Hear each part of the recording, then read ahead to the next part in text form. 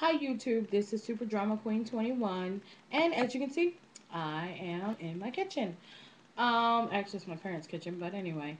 I know I said I was gonna wait and try to do this video once I got a steady cam, but I, just for the sake of experimentation, want to try to shoot a cooking video with my webcam. Yeah, fingers crossed on that one. Yep, see? Crossing my fingers, yeah. Fingers are crossed. But anyway, I discovered that there's an increasingly alarming rate of people in my generation who don't know how to cook fresh potatoes. Yeah, we've been boxed and microwave dinner to the point where we have no clue as to what to do with a potato. Now, there's a couple rules you want to know about cooking with potatoes. You want them to be fresh. If they're not fresh and you've had them for a couple of weeks, you can still use them. But when the potato starts to look like this, I'm going to zoom in a wee bit. Can you see that that's a wee potato plant growing on that? You can't eat that. You cut this part off like so, and you plant it so you can have your own potatoes. Okay? There we go. When a potato starts to look like this, see, I'm going to try to get this in here. See, the eyes are starting to sprout a wee bit of potatoes. What you do is you take your knife, like so, and you gouge the poor wee eye out, like so. You have to do that because I'll show you why. I don't know if you can see it from this camera. Let's see. I think I need to move this way, yeah, and then down. Okay, do you see that little white part right here? That is a potato plant, a baby potato plant, and they're poisonous. So if you eat them, you'll die. Cooked or not cooked, you're gonna die, and it's not gonna be a good death. So, well, is any death good? But anyway, what you do is either you gouge the eye out or you have to peel the bad boy. Let's peel a potato. Take your knife.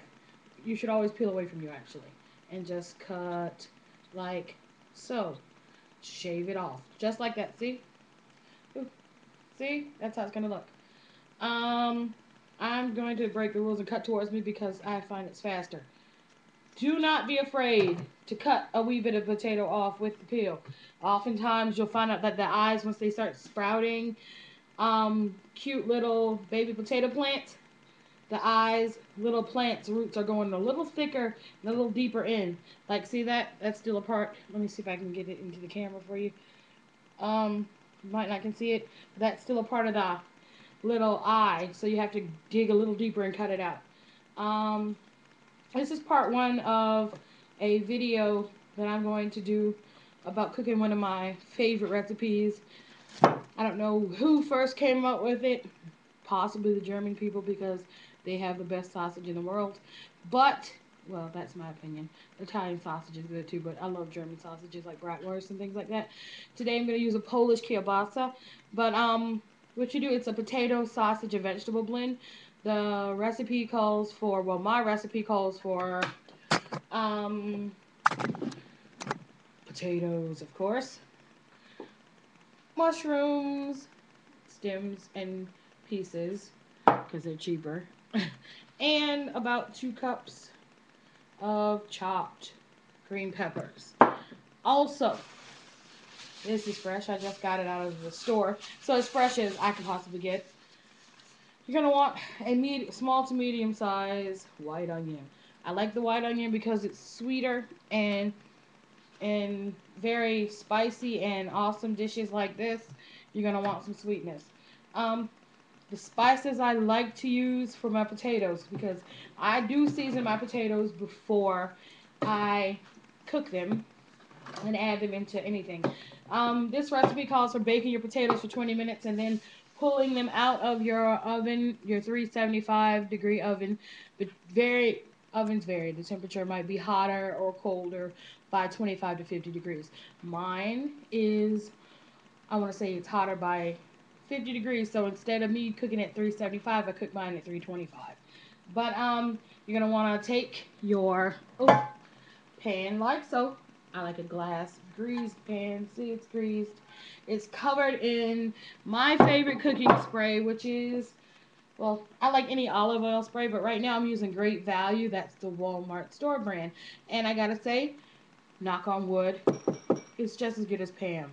Hopefully Pam won't have a problem with that, but Great Value seems to be just as good. I also, when I start sauteing my vegetables, instead of using butter, I use Great Value, which is also Walmart's brand, pure canola oil. I wish I had olive oil, but I don't. So, extra virgin olive oil is my favorite thing to fry or saute anything with. Yeah, but you're gonna chop your potatoes up. You're going to bake them for 20 minutes.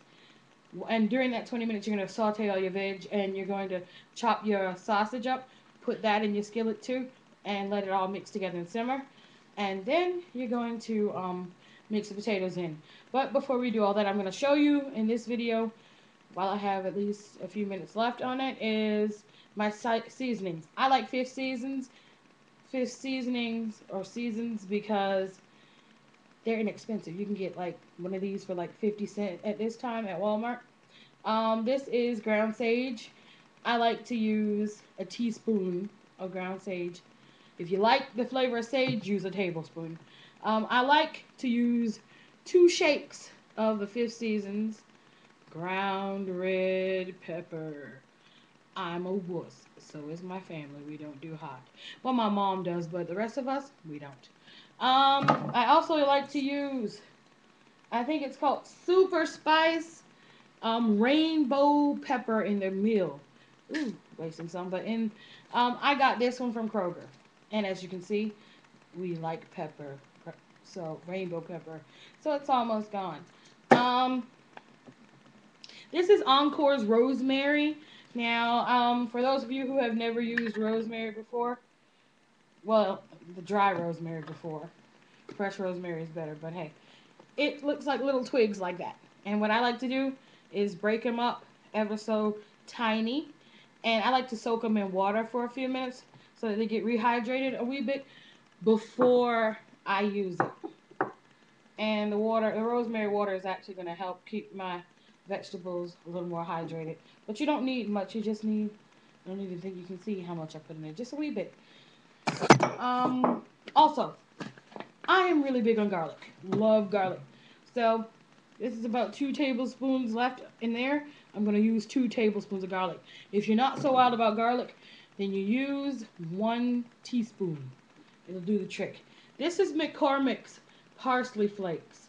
Now, me personally, I like fresh parsley, but being on a college student's income, dried is the way to go, baby. It lasts longer, and you can afford it. And lastly but not least, paprika. This is a cute wee little McCormick paprika. I prefer Fifth Seasons paprika, but because it's in a taller container. But once again, when that sells out, McCormick's the way to go. Also, normally if I don't have one of these awesome onions, see, it's awesome. If I don't have an awesome onion, I usually use Fifth Season's dehydrated minced onions. And just like with the rosemary, I would put it in water so it could rehydrate before sauteing. And that's about all I'm going to say on this one video. Thanks again for watching part 1. Stay tuned for part 2. Please subscribe if you like it. And definitely rate it. I need to know what you guys think. Also, please comment. Let me know whether or not this webcam cooking segment was good for you guys.